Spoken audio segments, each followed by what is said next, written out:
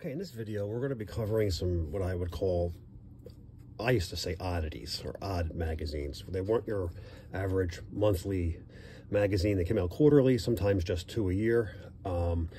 It's going to vary from different collectible issues, from the Best of the Wrestler, the Greatest Battles. I don't think I have Superstars in here. Let me see, the Apartment Wrestling picture book and photo album, and a couple other ones. So just to knock these out of the way so we can get through the 70s, I figure I would make a separate video for all these.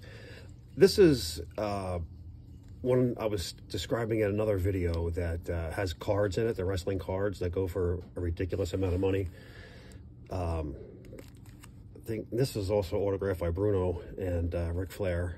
It has the cards. The cards range from anywhere from $400 or $500 each. The magazine could go to $600, $800, $900. It's crazy, and it's not a card. It's just a piece of paper from the magazine, the same newspaper kind of print. But I guess you cut them out, and they became collectible.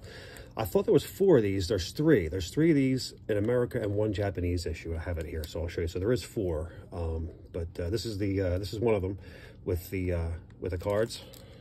This is the second one with the cards. This has the Hulk Hogan rookie card, and the Andre the Giant card, the Ric Flair card, all sell for a tremendous amount of money. And I didn't really think people would buy it, and they do. And I watched it on eBay a few times, and they do sell. It's kind of crazy. Very collectible piece. And this was the very first one, which I explained in another video, what had the cards in it. That was in the annuals before it was over at Superstars. Excuse me. This is the Japanese issue I was telling you about. I have hundreds and hundreds of Japanese issues, which I believe are far superior than our American issues, but that's a video and a chat for another day.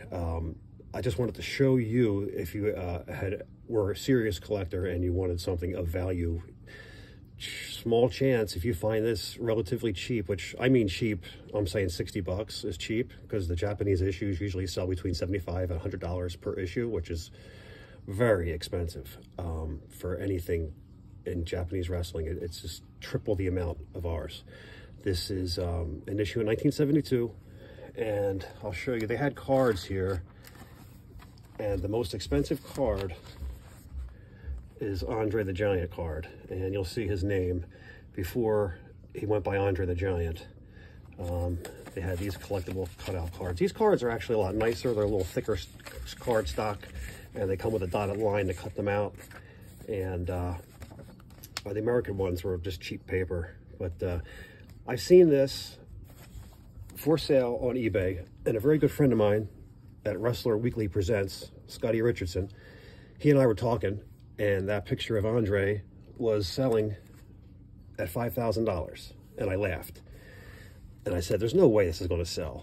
Scotty's laughed back at me and says, you'll be surprised. Let's watch it.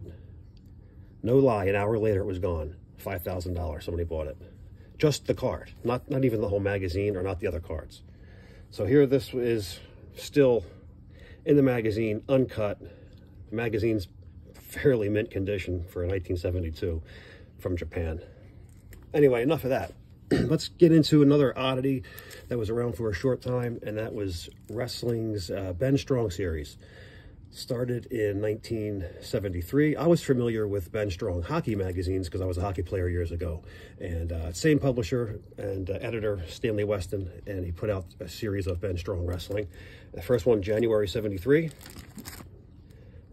April 73, November 73. Next issue was in May of 74, July 74,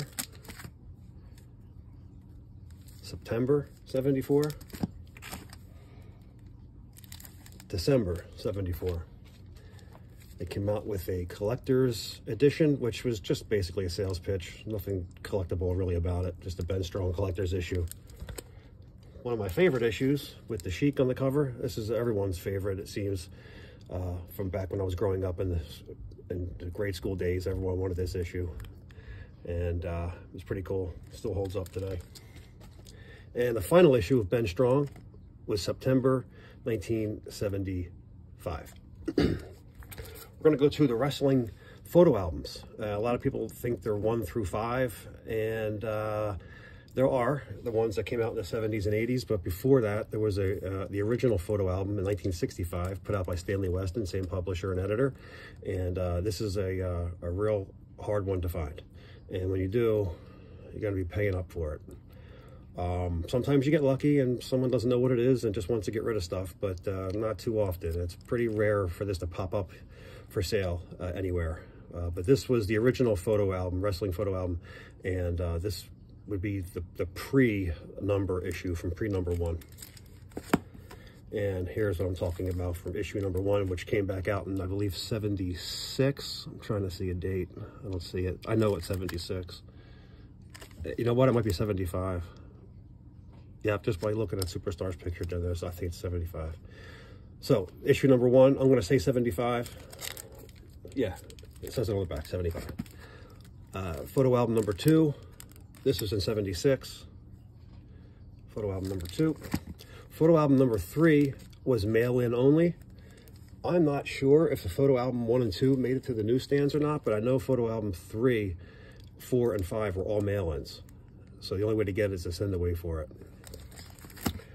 This was described to me at our friends at Wrestler Weekly.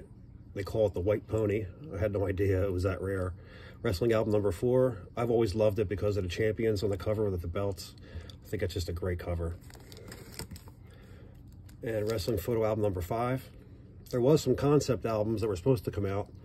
Again, our friends at Wrestler Weekly have some of the concept art. Pretty cool. I would recommend checking out their videos. They have some fantastic videos on YouTube. They're also on Facebook and Twitter.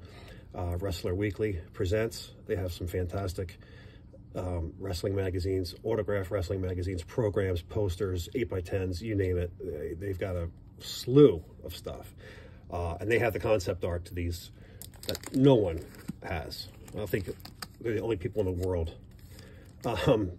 Apartment Battling Girls Wrestling. These were rare. They sell for a pretty good chunk of change if you can find them. The first one was in winter 75, of course, not on the newsstand. These were for mail-in only. There was the second one came out in spring of 76. The third one came out in May of 76. And the last one came out in 1980. Yes, that is an autographed by one of the Battling Girls on the bottom. I dare anyone, I challenge anyone to show me an autographed Apartment House Wrestling magazine. This just goes with the hundreds and hundreds of autographed magazines that I have in my collection that one day I'll pull out and we'll make a video on and show them all. This was a challenge to get this, and getting it signed was worth the payoff, let me tell you.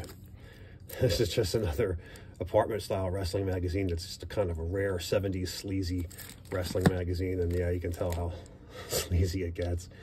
This was pretty cool. They had a 4-volume set. I have the first 2. Finding 3 and 4 are pretty hard to find, but I got volumes 1 and 4. 2 and 3 I can't find. I will one day. Wrestling picture book, which was like a photo album, but a little bit different. And the first one was in winter 75. Spring 76, summer 76, fall 76, winter 77,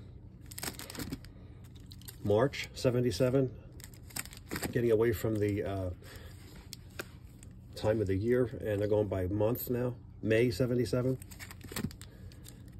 back to the fall, which is another change up, spring 78, summer 78, winter 78, spring 79, summer 79.